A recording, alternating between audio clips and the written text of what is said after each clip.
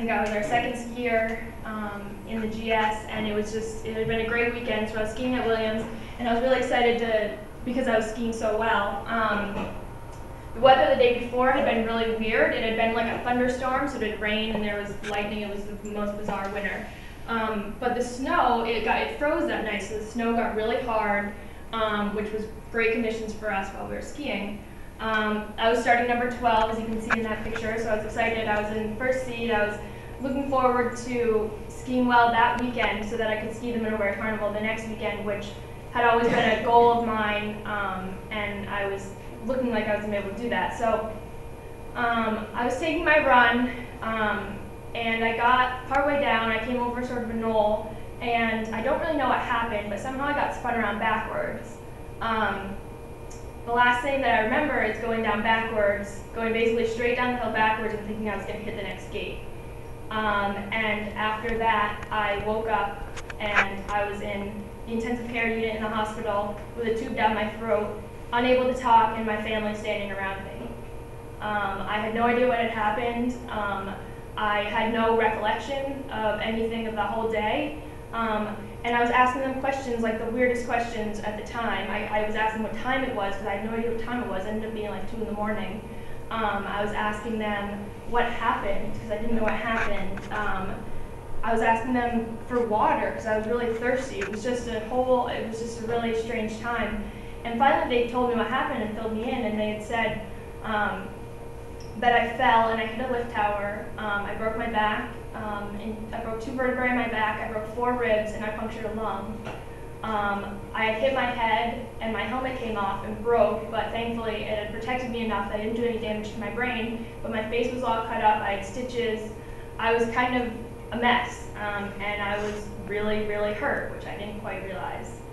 The next 5 days I spent in the intensive care unit, and my main goal, all they were focused on, was having me breathe. Just continuing to breathe, because I was going to be really sick if I didn't do that. They had taken the tube out the next day so I could talk, but all I was focused on was breathing. After about 5 days of that, they moved me onto another floor of the hospital, and my focus turned to, okay, let's get out of bed. I hadn't been up out of bed, I hadn't been sitting up, nothing.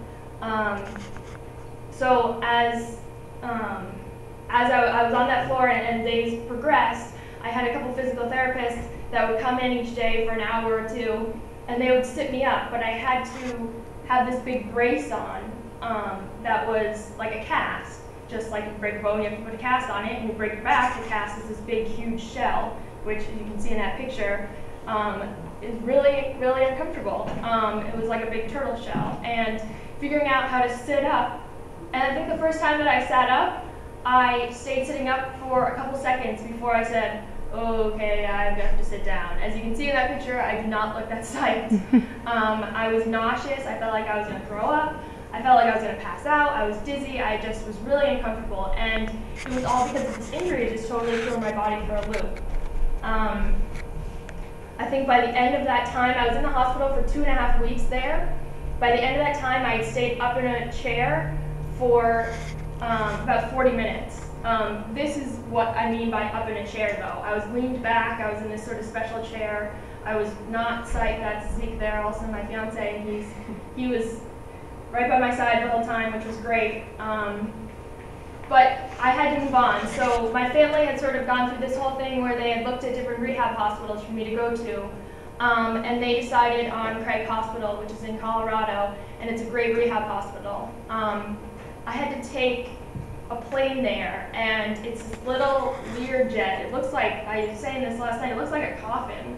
It's really awful, it's so tiny, and you can see me lying right along the side. And thankfully they gave me lots of drugs, so I was sort of knocked out, so I didn't have to be awake the whole time. But I had this whole experience where I had to be flown out there, and I got to Craig, and everything sort of changed, and it was like, all right, you're getting out of bed, and you're staying out of bed, and you're going to learn how to do all these things. So I had to relearn how to live my entire life, and it was not that I didn't know how to do it, because I knew how to get dressed, but I didn't know how to get dressed sitting down. It was just, everything was different. And as time went on, I started getting better, and I was so sick in the beginning And weeks went on, and I started feeling better, so I could do more.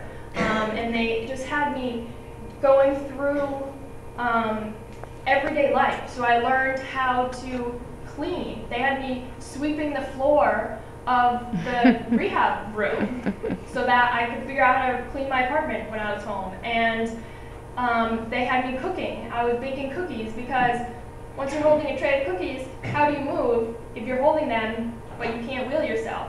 So they had to teach me how to do all these new things and how to, live my life again. They taught me about driving and how to drive. I had to be in a student driver car again, which I'm sure some of you guys who are 16 or 15, I don't even know the rules anymore, had to go through student driving while I was 19, and I had to do it all over again because I had to drive with my arms instead, which was a little humiliating. I had already gone through it. I remember one time when I was in the hospital and this lady had come in from recreational therapy, so they do a bunch of things and try to find things that people like to do, such as gardening and painting and different sports and all that stuff. And she came in and said, "What do you like to do for fun?" And I started bawling because my answer was sports. If I wanted to do something fun, it was sports. And this poor lady probably felt so bad because she didn't mean to make me cry, and she had no idea why I was crying, but I couldn't answer her because I thought that sports had been taken away from me, and that what I like to do for fun, that was no longer possible. Luckily, I sort of got over that and was able to talk to her, and she started telling me all about these sports that I could do. And when I was there, they had hand cycles there, which is a bike that you just do with your arms, and it's 3 wheels. I think we have a picture of it at some point. And it's just like biking. It has gears. It's the same thing. So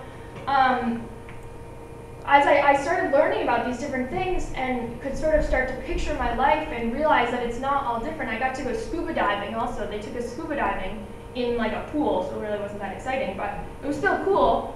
And realizing that these are things that I really can do in my life and live a more normal life, more normal for me. I also started getting back to ski racing, and that was my life before I got hurt. And I had a couple people come and visit me while I was at Craig. It was convenient because it was in Colorado, it was in Denver, so there was obviously all the mountains around. And about 5 guys from the US Adaptive Ski Team came that were all skiers, and they sat with me and they were just talking to me about monoskiing and how I can do it and how my level of injury, which is, it's about T7-8, which is right about here, which means I have no ab muscles to control my body. So think about not using, I can use my arms, but I can't use my ab muscles to control that. So that gives me a good handicap because other people who have lower injuries can do better. And so they were all psyched for me. They're like, "Wow, you'll get a great handicap." And I was like, all right, I don't really know what that means, but sure. And the next winter, I got to go out to Colorado again. After I returned back to Middlebury, the Middlebury ski team goes out, or they did when I was there anyway, to Colorado to go skiing over Thanksgiving. So I decided that would be a great time for me to go and learn how to ski. And this is my first day, and this guy was, sort of the instructor and helping me ski, and he was just a huge Joey. It was sort of really embarrassing that he was the one who was helping me. I was like, oh God. But it was, it was my first day, so what can you do? But I started to learn, and it was way, way harder than I ever expected. I was thinking, I was a great skier before. I'll be able to sort of use that, and at least I know how to make a turn and stuff. No, it was totally different.